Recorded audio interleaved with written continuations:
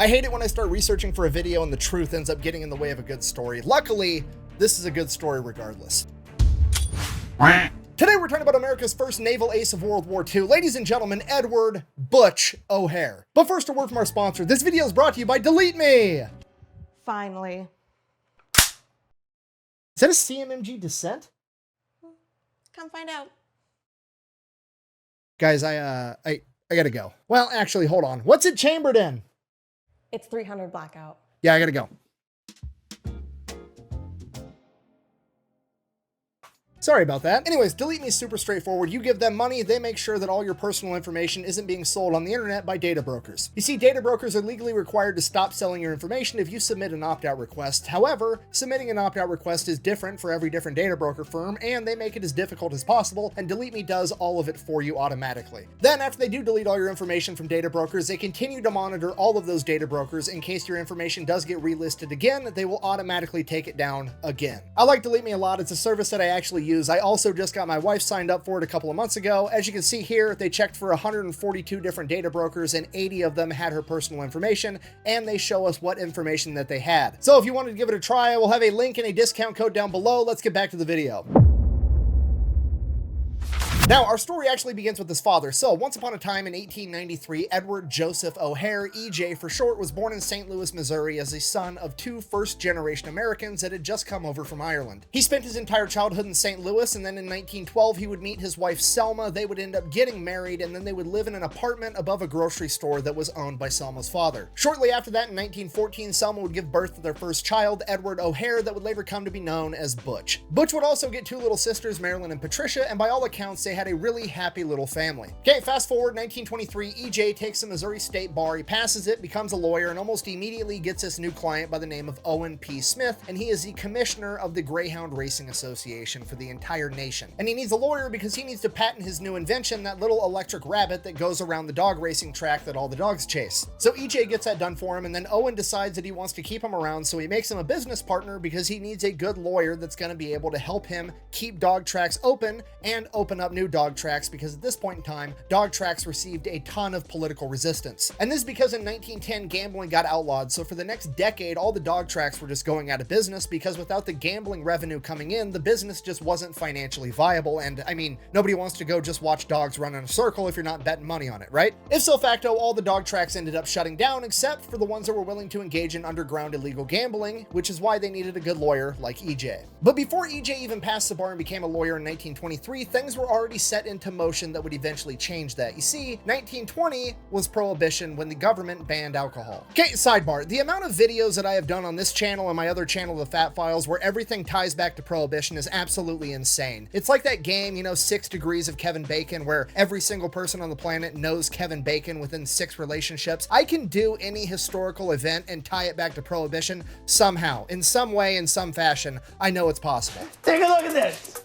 Jesus Christ, Charlie. I mean, just off the top of my head from videos that I've already covered, Prohibition is directly responsible for Domino's not going bankrupt in 2012, every American warship having an ice cream machine on it, that time that America had multiple ships completely dedicated to just making ice cream and distributing it to the Pacific Theater in World War II, the fact that there's 7 billion pounds of cheese in underground caves all over America, the fact that every dairy farmer is required by law to pay into a giant advertising fund so that they can advertise milk, which is where Got Milk came from, pretty much all the IRS codes regarding tax evasion, and now this story as well is also brought to you by Prohibition, that one time that the US government tried to ban alcohol and failed miserably. Now, as we all know, after alcohol got banned, organized crime stepped in. They started distributing alcohol, they established speakeasies, they had bootleggers, they manufactured their own booze, and they made a ton of money while they did it. And by 1925, they had gotten so wealthy and so powerful that they were actually able to buy off politicians and law enforcement, and they were able to get away with whatever they wanted, and they were looking for more ways to make even more money, whether it was legal or not. And one of the things they decided that they wanted to do was to get into gambling via dog racing tracks, and now that they had politicians on their payroll, they would actually be able to get the building permits, build all new dog racing tracks,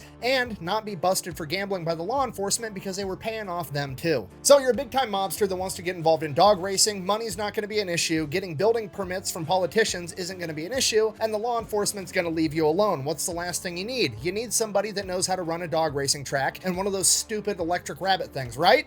Right. So that's what they do. The mobsters go and they get a hold of Owen Smith and his legal consigliere, E.J. O'Hare. And when I say mobsters, I just mean the first big-time guy to figure all this out and put the plan together, and that was a gentleman from Chicago by the name of Al Capone. Yeah, E.J. and Owen are now partnered with Scarface. Definitely looks suspicious. And his Southern Italian heritage raises some flags.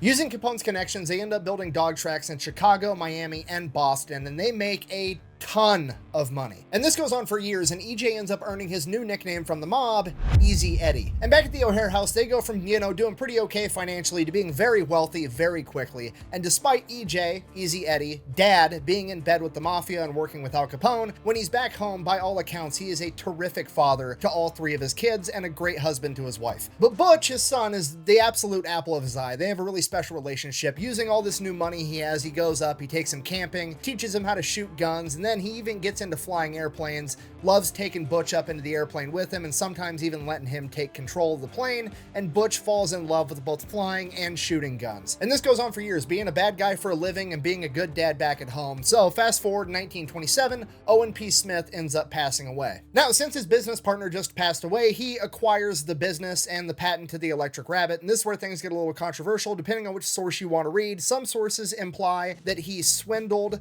Owen's widow out of the patent and out of the money, and some other sources say that he basically paid her out. Which, to be fair, both of those are completely possible. He is a crooked lawyer working for the mafia, and also it's pretty standard practice that if you are in a business partnership and your partner passes away, that you buy out his shares and you acquire the entire business. So you can go ahead and pick whichever one you like more for that. Now, it's also at this point in time, right around 1927, that Easy Eddie and his wife Selma come to the realization that their son Butch is adapting a little bit too well to their new life of luxury. I mean, they have enough money to give their kids anything they want. The problem with Butch is all he wants is to sit in the house, read books, and eat donuts 3 times a day. He's 13 years old and he's already starting to get fat and kind of lazy, and one day he reaches peak laziness when he asks his mother at the age of 13, "Hey mom, can I borrow the car to go to the bakery?" The bakery is literally 4 doors down where he buys his donuts. He didn't want to walk like 60 feet to go get a box of donuts so he could eat it. At that point, his parents realized that they had a problem on their hands. So they do what any good parents would do. They come to him with love and compassion, and they hold his hand and they look deeply into his eyes and they tell him, "It's okay." I'm just fucking kidding. They sent his ass straight to military school. It's a fat camp. Are you crazy? No way. So he gets shipped off to Western Military Academy in Illinois. Fast forward 3 years, 1930, Butch is in his junior year of military school and he absolutely loves it. He's not much for conventional sports like football or wrestling. However, he did end up joining the water polo team, which he really enjoyed, and that's actually how he got his nickname Butch. And he has decided not only does he enjoy military school, but he wants to go on to be in the actual military. He wants to go directly into the U.S. Naval Academy. So that's what Butch is up to. Easy Eddie's still just raking in the dirty gambling money with Al Capone, so much so that in 1930, he buys a massive mansion that has an indoor skating rink and an indoor pool in this really fancy neighborhood in St. Louis. And this is the part where the truth kind of gets in the way of a good story, because when this story is usually told, there hasn't been all this context that I've already given you guys. It's literally just they open up like, hey, there was this lawyer that worked for the mafia and Al Capone. His name was Easy Eddie, and he was the best lawyer around, and he's the reason that Al Capone got kept out of prison, okay? Which, right out of the gate, that's not true, okay? Easy Eddie wasn't Al Capone's lawyer. He happened to be a lawyer that was a business associate of Al Capone, okay? If Al Capone got arrested for a DUI or whatever, it wasn't like he was calling up Easy Eddie to come represent him in court. That never happened. They then go on to explain that him and his son Butch have this amazing relationship, and Butch is the apple of his eye, and he uses the wealth that he's accrued from working with the mafia to give his son everything he could possibly want. And then one day he has a change of heart and realizes that he hasn't given his son a good role model in life to look up to. And at that moment, he decided that he was going to help the IRS put Al Capone in prison, proving to his son how to be a good person, and then the mafia assassinates him for it. And then his son, having seen his father lay down his life to do the right thing, decides that he's going to go off and become a war hero in World War II, and it's this happy story about redemption and doing the right thing, and it's also completely fucking made up and nonsensical. Okay, that story sounds great if Butch is like a 7-year-old little boy. He's not. He's 17, and he's been in military school since he was 13, and he's already about to go into the U.S. Naval Academy, okay? Do you know how fucking mad I would be if my dad, that I had a great relationship with, like one of my best friends that I confided in at the age of 17, and he came to me and was like, "Son, I've done some pretty bad things in my life, and I've decided to prove to you how to be a good man. I'm gonna go ahead and turn myself in and get myself assassinated by the mob just to show you how to do the right thing." You know what I mean? Like, hey, dad, counteroffer, hear me out. What if you just retired, you're already rich, and then you just stopped doing bad stuff? That would set a pretty good example. I'm also 17, so I don't need you to just like set the example. I'm old enough and mature enough to understand the concept of like, hey, do as I say, not as I do, you know? Maybe don't go get yourself killed basically for no reason. This city wept. We lost 2 heroes. Wasn't even an awning in their direction. No, I know. Jumped 20 stories. Doesn't make sense, does it? So again, that's complete nonsense fairy tale land. Not only is it not historically supported, it also doesn't even make sense if you understand people even a little bit. Okay, so here's what actually happened. In 1930, Easy Eddie does start working with the IRS because he's running all the dog tracks, he's helping Al Capone cook the books, and basically launder all the money, and he's going to be able to show the IRS how he's doing it, which is going to be able to allow them to put Al Capone in prison for tax evasion. Now, from here, there's another myth that honestly I also don't buy, but basically they insinuate that Easy Eddie actually helped the feds put away Al Capone in exchange for guaranteeing that his son, Butch O'Hare, got into the US Naval Academy. Okay, and again, I don't know where this myth came from. I don't know why people believe this. There's almost no historical evidence that supports it, and if you think about it, it doesn't even make sense, okay? The US Naval Academy has like a 10 to 12% acceptance rate, and Butch O'Hare just spent the last 5 years in one of the most prestigious military academies in the United States, and he performed well there. He's pretty much guaranteed a slot at the US Naval Academy at this point. And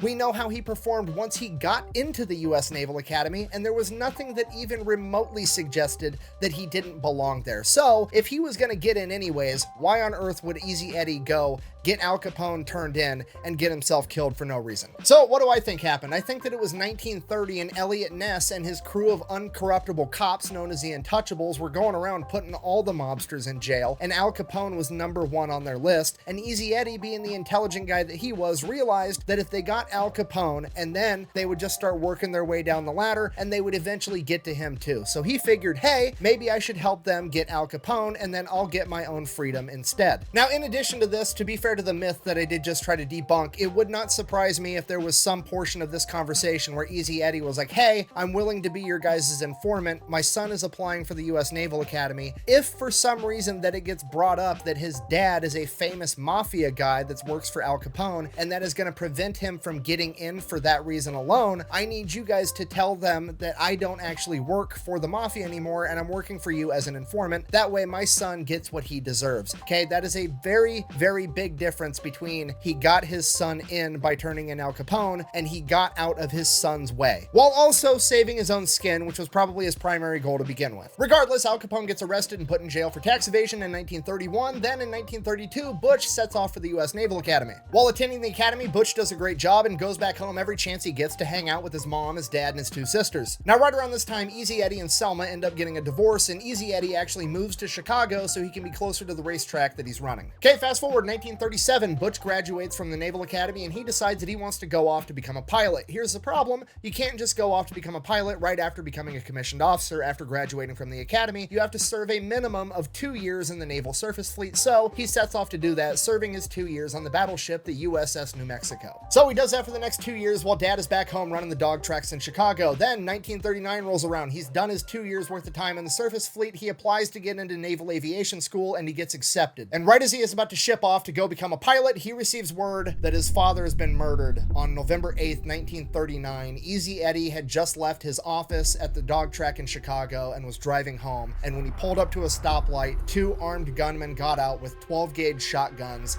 and opened fire on him inside of his car. Eddie tried to escape, but he was shot multiple times and ended up veering off and crashing into a light pole, and he would pass away almost immediately from his wounds. Now, technically, we don't actually know who killed Eddie. This is considered a cold case. However, pretty much everybody agrees that it was a mafia because he was assassinated approximately 1 week before Al Capone was set to get out of prison from the tax evasion charges that Eddie helped with in the first place. So everybody just kind of assumed that this was Al Capone's gift for getting out of prison. Now, going back to my original anger with the oversimplified version of this story from blogs and newspapers and magazines and other YouTube videos, when they tell the story, it's like Easy Eddie helps turn in Al Capone and then he is assassinated for it. They fail to mention that he's assassinated like 9 years later, okay, which I feel is kind of an important detail. Okay, setting that aside, Butch takes emergency leave, he comes back home, he buries his father, and this is obviously extremely hard to do because that's his dad that died, but to make it even worse, the newspaper and the media is dragging his father, and by extension, his entire family,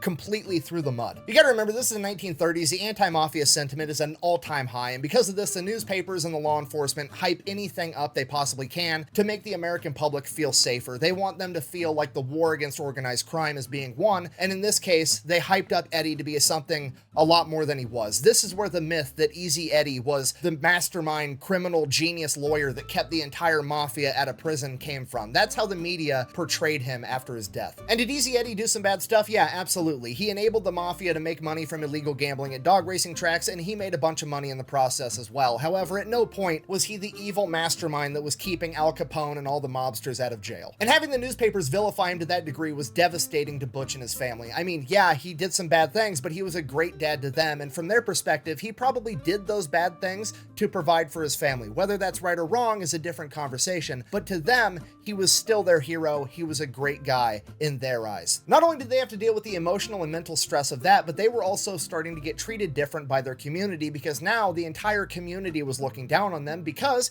Easy Eddie was apparently this evil criminal mastermind, and all the money they have and all the fancy cars and the big house was clearly blood money, and now nobody liked the family either. At this point in time, it would appear that the last name O'Hare was forever going to be associated with the mafia and looked down upon forever. Now, I don't know this for sure because Butch never wrote about it, so I can't truly know his intentions. However, putting myself in his situation, I have to assume that he felt like his dad was in fact a good guy that was driven to do bad things for the right reason. Being in Butch's shoes, that's his dad, it was his best friend, it was his hero. Realizing that his dad had done horrible things to put Butch in the advantageous position that he was in now, having gone through military school, having graduated the US Naval Academy, and now being headed off to flight school, Butch couldn't afford to waste the opportunity. His dad had become a villain so that Butch had the opportunity to become a hero.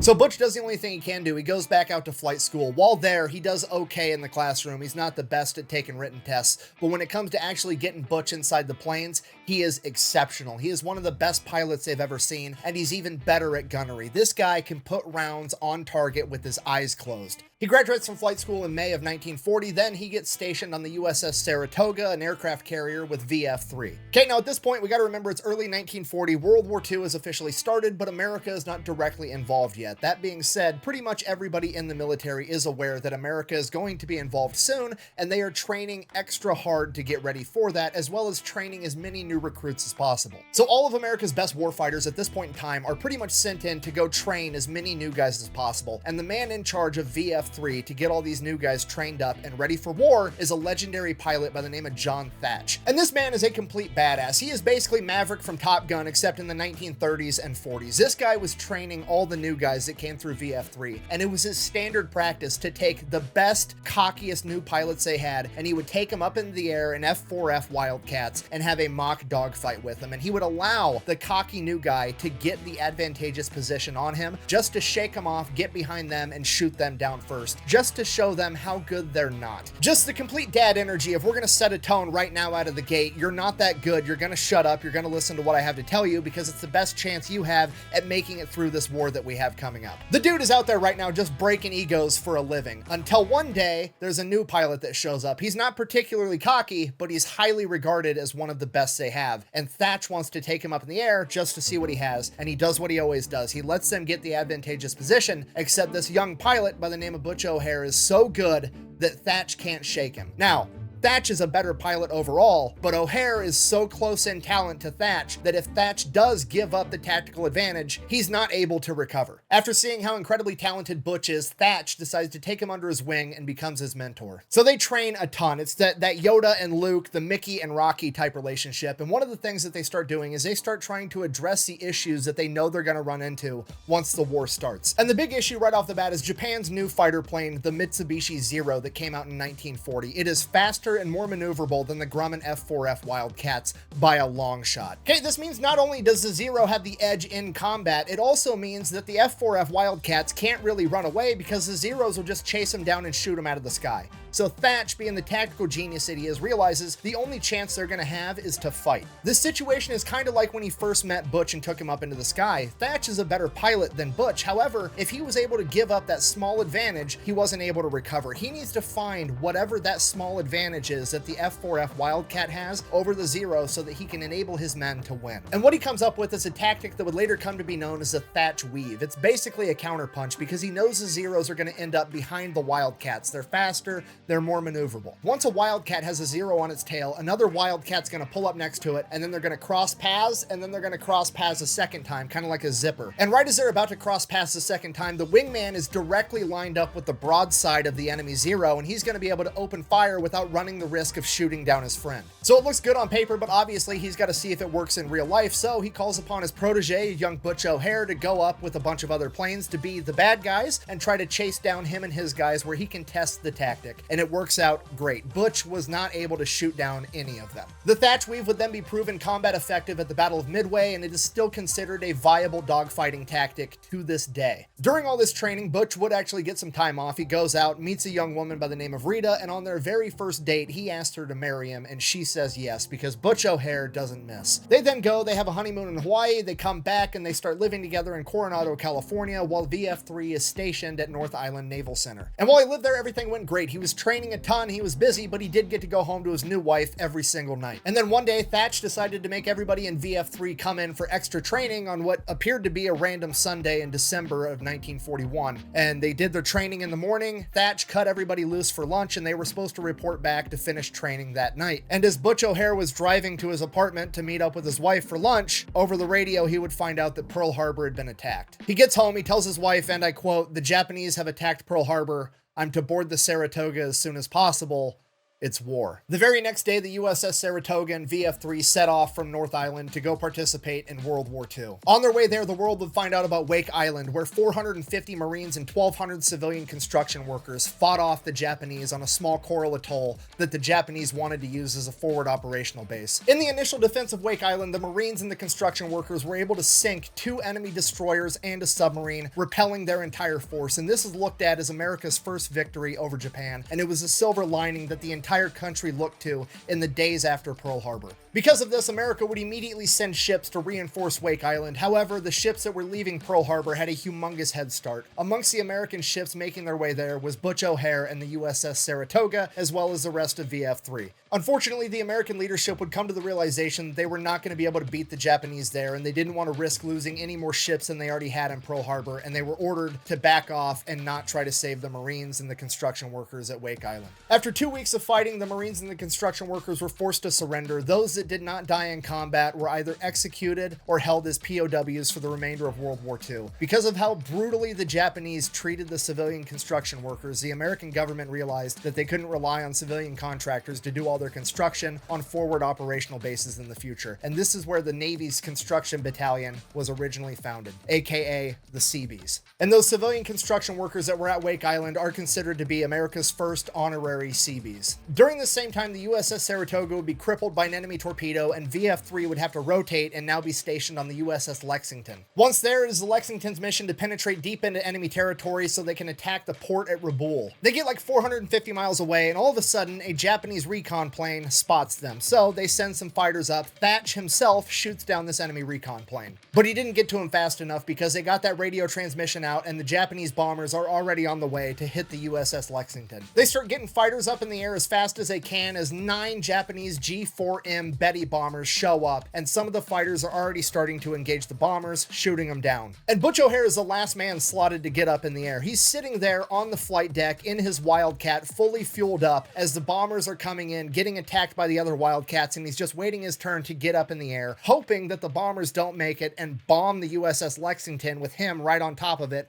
in a fully fueled up aircraft. By the time Butch gets up in the air, the combat's basically over. The bombers have been repelled, and most of the Wildcats are still chasing them down, and they end up shooting down all of them. And then a second wave of bombers gets detected on radar, and this is a humongous problem. You see, all the Wildcats are up in the air, and most of them have been in the air so long that they're out of ammo and fuel, and once those planes return from chasing down that first wave, they're going to have to land. They're not going to be able to fight. By the time that second wave gets close, the only planes available with fuel and ammunition able to fight are Butch O'Hare and the guy that went up right before him, Duff DeFillo. So what do? They do the only thing they can do. Butch and Duff get next to each other and they are about to engage 9 Japanese bombers in a double V formation, and Butch fires his guns just to make sure they're all working, standard procedure. Duff goes to fire his.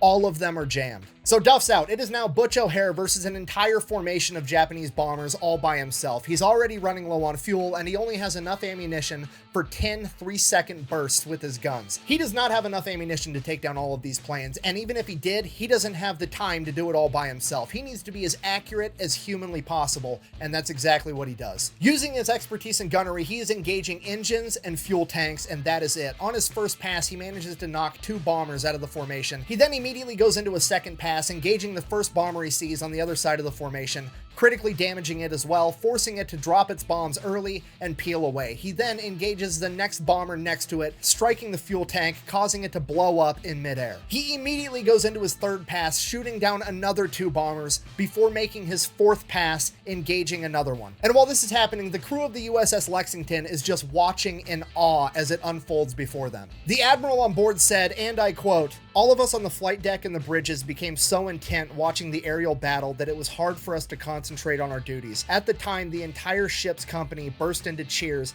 as our fighter shot the bombers down into the sea. It was not as though they were in the midst of a life or death struggle, but at a baseball game." After his 4th pass, Butch was completely out of ammunition and almost out of fuel. The 4 remaining Japanese planes dropped their bombs and all of them missed. All right! That wasn't so hard. In the span of 4 minutes, Butch O'Hare had pulled off the impossible, going toe-to-toe with an entire Japanese bombing formation, and during that time, he was everywhere and nowhere all at the same time. The entire bombing formation, returning fire on Butch, managed to hit him with a total of 1 bullet. Butch was engaging the enemy so quickly from so many different angles that one of the surviving Japanese pilots said, and I quote, "Enemy planes swirled around us, zooming, banking, diving, attacking us from all directions," not realizing that it was 1 man. Maybe one man. So the 4 remaining Japanese planes that dropped their bombs and missed, they peel off, they retreat. Butch goes to land, and as he goes to land, he drops his landing gear, and some new guy on the deck opens fire on him with a 50 caliber machine gun. Luckily, it was all misses. Butch gets out of his Wildcat, walks up to the guy that was just shooting at him. It's some new kid that is now just shitting his pants because he almost just killed the hero of the day. And Butch walks up completely cool and he's like, "Son, I don't mind if you shoot at me.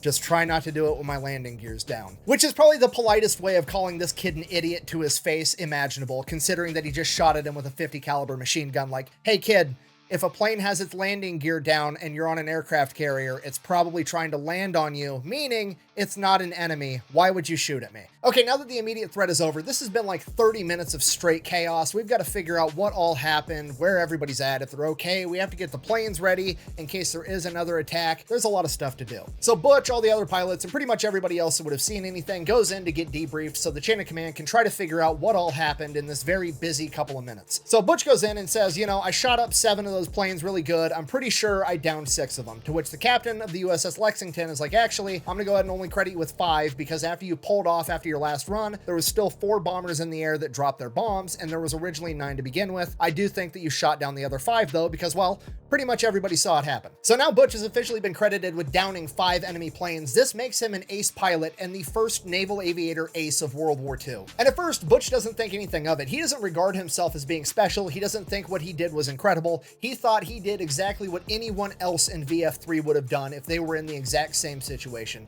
As far as Butch O'Hare is concerned, the only thing about that day that was unique to him was that he happened to be in the right place at the right time. He wasn't necessarily the right guy. And then he came out of getting debriefed, and the crew of the USS Lexington had already went down to the machine shop and made him a trophy. He was everybody's best friend. He was the hero of the day that had saved the USS Lexington, and everybody was in love with Butch O'Hare, America's first ace. The crew of the USS Lexington and the rest of VF3 actually adopted a new drinking song that night as well. It goes something along the lines of, "O'Hare, O'Hare, did the Japanese bombers go? O'Hare, O'Hare, could they be?" Okay, now sidebar, in the spirit of full disclosure, retroactively after World War II, it has been decided that Butch O'Hare actually only shot down 3 enemy bombers on that day. Apparently this is because the Japanese documented that actually only 3 planes were shot down during that wave, 3 of them returned back severely shot up, and 1 of them apparently got lost in a storm. You sure about that? Okay, and this is where I get annoyed, because on one hand, like, yeah, okay, I understand wanting to figure out the truth and clarify things, but also I feel like Americans typically tend to believe what the enemy says happened more than they believe the word of their own men. I mean, when the captain of the USS Lexington looks up in the sky and he's like,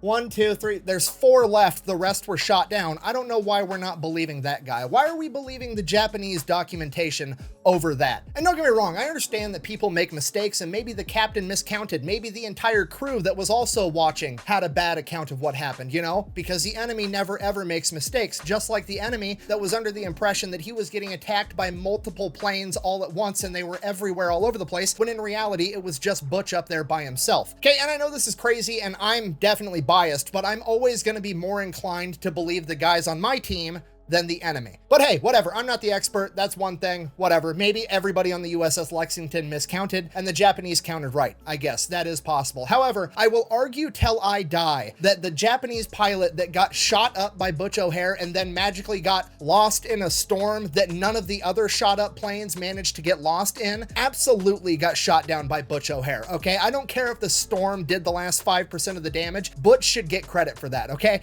It's complete lunacy to say anything other than that. I mean, for real, apply this logic to any other situation. Imagine that you're at a party and there's an altercation that breaks out between guy A and guy B, and guy A pulls out a gun, shoots guy B in the chest 17 times, and then guy B falls into the pool, okay? Are we gonna be like, oh, that guy drowned? No, guy A killed guy B, okay? That's obvious. I'm sorry, I'm getting distracted. I get super annoyed when there's some people that have nothing better to do with their lives and look back and retroactively nitpick and try to undermine the accomplishments of others. Honestly, Butch O'Hare probably wouldn't even care this much because all he cared about was saving his dudes. But also, he's a better man than I am, so whatever, moving on. Anyways, so over the next couple of days, things kind of return to normal-ish. However, the USS Lexington is still on mission. They're still making their way to Rabaul so they can attack this port. And then once they get there, they start launching raids. Now, Butch is pumped. He wants to get back up in the air. He wants more combat. That's what he's here for, right? However, it gets decided by Thach that Butch and Duff are to stay at the USS Lexington while everybody else goes out and conducts raids. And the theory behind that was, or at least the stated theory as to what Thach told O'Hare was, hey, we're leaving you guys to defend it because we know if everything goes bad, you two by yourselves can defend the USS Lexington against anything.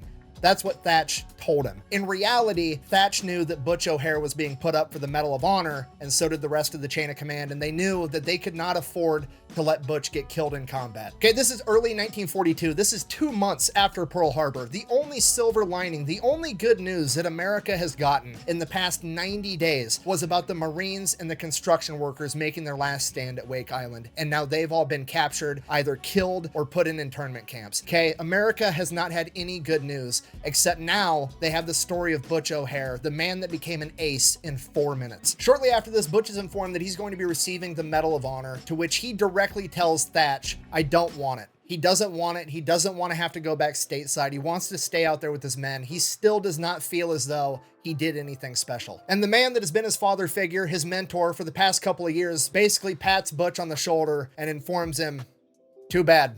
Deal with it. You're a hero now. Now you got to go do that, because that's ultimately what's going to be the best for this war effort. And with that, Butch is sent back home stateside, where there is both a literal parade for him when he arrives, and he is then metaphorically paraded around the country, conducting interviews, doing anything he can to boost the morale of the American people and the military in the wake of Pearl Harbor. During this metaphorical parade, he makes his way to the White House, where he is awarded the Medal of Honor by FDR, and his very own wife, Rita, is the one that gets to put it around his neck. And all of this is because he was just some fat kid from St. Louis that wanted some donuts, but also didn't want to walk very far to get them. And honestly, he's still that fat kid at heart. He's never been the star athlete. He's never had everybody looking at him. He's never stood in the spotlight for this long. And during this time, he is described as modest, humorous, inarticulate, very nice, and more than a little embarrassed by the entire affair. So he gets paraded around the country helping to sell war bonds until about June of 1942. Then VF-3 is actually set to come back to Hawaii for some R&R. And while there, VF-3's commander, John Thach, is set to get a promotion and move on and advance his naval career. And he is going to be replaced by none other than his protege and war hero, Butch O'Hare. On June 19th, 1942, Butch O'Hare formally relieves John Thach of command of VF-3 as he assumes command himself. John Thach would then go on to say, and I quote, I know of no one I would rather see take my old command into new battles. Of course, referring to Butch O'Hare, and this meant more to Butch than winning the Medal of Honor. Unfortunately, this did not mean that Butch was going to get to go back into combat. VF-3 had actually been taken, and they are now going to be training all of the new pilots to get ready for war, because America's practice at this point in time was to save all of our best pilots and make them teachers to train the next generation, as opposed to the Japanese who, well, they used up all their good pilots. They all died. So Butch and the remaining combat veterans of VF-3 start training a bunch of new guys, and Butch officially becomes known as the King of Maui. Because, I mean, he's the war hero, everybody knows his name, he's training all the new guys, he's in charge. This guy is clearly the main character. And this is an important time because he's training the next generation of fighter pilots that he'll eventually take into combat, but he also gets to go home every night and spend time with his wife. And during this period, they end up having their daughter, Kathleen, that he gets to meet in March of 1943. With Butch leading all the training, VF-3 became known as Butch's Boys, and a lot of these pilots went on to become aces themselves, and they all had incredible things to say about Butch and the lessons that he was able to pass on to them. Then in August of 1943, VF-3 was reinstated as VF-6, and they were being stationed on the USS Independence, and they were being sent back into the Pacific Theater for combat. But unlike last time, Butch isn't going to have a plane that's outmatched by Japanese Zeros, because him and his men are not getting Wildcats, they're getting the new Grumman F-6F Hellcat. And I cannot stress to you enough what a big difference this is. The Wildcat is outmatched by Japanese planes. The Hellcat, on the other hand, will go on throughout the rest of World War II to rack up a 19-to-1 kill ratio. And now Butch and his boys got the new Hellcats, and they proceed to go and fuck shit up. First thing they do is they go and they launch raids on Wake Island and Marcus Island. Butch lands a couple of more air-to-air kills, solidifying his status as an ace, even if people like to go back in time and try to discredit some of his kills. Then VF-6, now VF-3, gets restationed onto the USS Enterprise, and Butch, the war hero, gets put in charge of all 3 squadrons on the USS Enterprise. Okay, here's the problem with that. Butch is now officially a bigwig. He's not supposed to be out there in a Hellcat mixing it up with the enemy anymore. He's supposed to be going up in like a Grumman Avenger, you know, a command plane, so he can see everything, see what's going on, be protected, be safe, be the smart guy up in the tower telling the troops on the ground what to do. Okay, but that's not how Butch gets down, okay? He officially puts in a request that they repaint his Hellcat so that it can be his command and control vehicle, and he's gonna do everything from a Hellcat. And obviously, this is Butch O'Hare, the war hero and fighter ace. He's gonna get what he wants, and he does just that. Now with Butch O'Hare in charge of over 100 pilots on the USS Enterprise, they go and provide air support to the Marine Corps as they make amphibious landings at Tarawa and Macon Island. And with the help of the new Hellcats, they absolutely crush the Japanese in daytime combat, so bad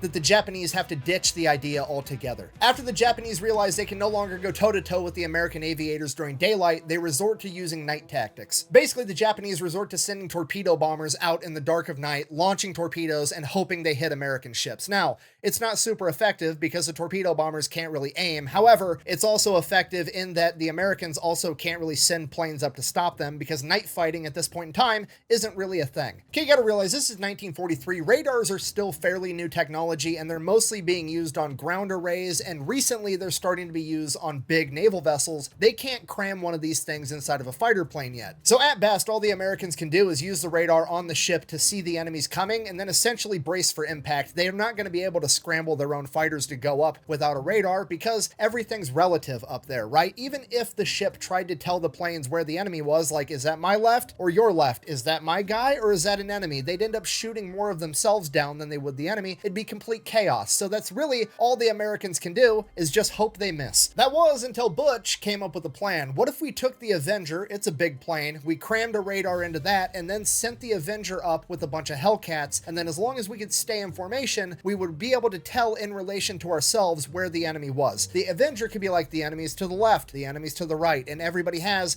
the same left, the same right. The Avenger could guide everybody. Now, obviously, if the entire thing devolves into a giant dogfight, we're gonna have a huge issue, but we should be able to ambush them under the cover of night and stay in formation and hopefully not lose it. And we don't need to go chasing kills. We just need to prevent them from launching torpedoes at the ship. We just need to either shoot them down while maintaining our formation, or we just need to scare them off. So Butch gets permission from the chain of command. They shove a radar inside of a Grumman Avenger, and now he starts developing night fighting tactics, and his crew becomes known as the Black Panthers. So in November 1943, they go up for their first night mission, attempting to intercept Japanese bombers. They were unable to find the Japanese bombers at night. However, they didn't get to shoot off their torpedoes, and they got all the planes back on the carrier under the cover of night. So it was deemed a pretty big success. Then November 27th, 1943, they go up for their second night mission, there's 2 Avengers and 4 Hellcats divided into 2 different groups, and they are going to go up there and stop the Japanese bombers. By the time all the American planes get up in the air, the Japanese bombers are so close that the Avengers are having trouble differentiating the radar signatures between the Japanese bombers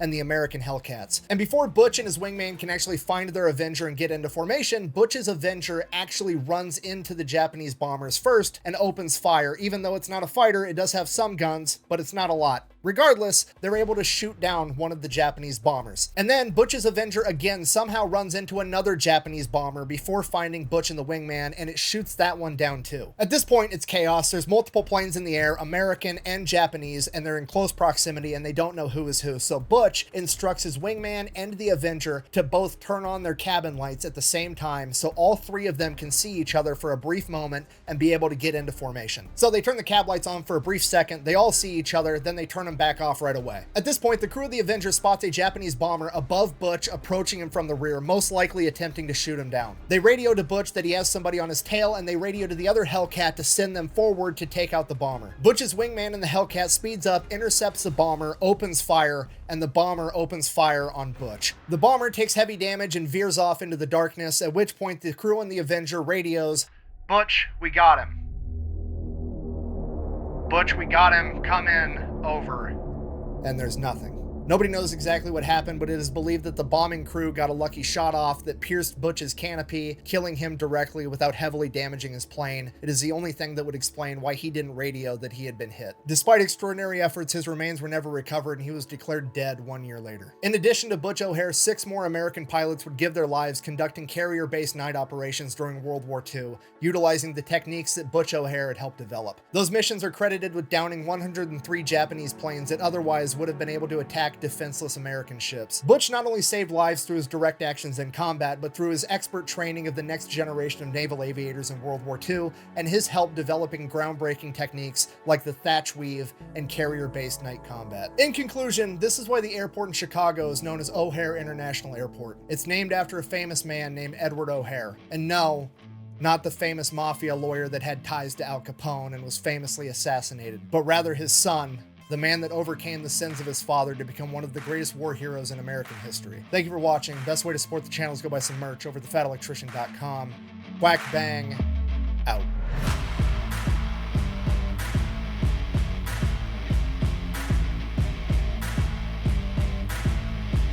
Lieutenant O'Hare, tell us about what happened in the Pacific that February afternoon.